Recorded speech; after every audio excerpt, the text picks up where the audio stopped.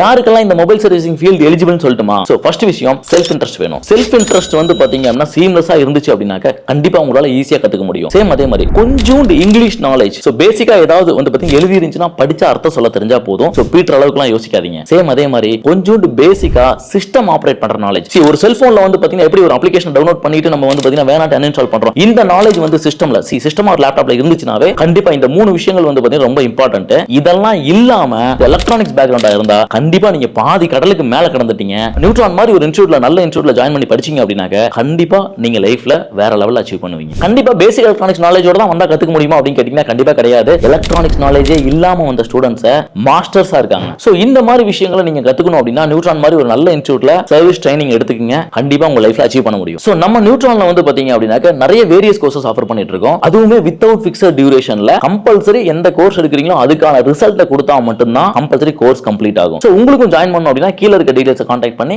கண்டிப்பா ஜாயின் பண்ணிக்கீங்க.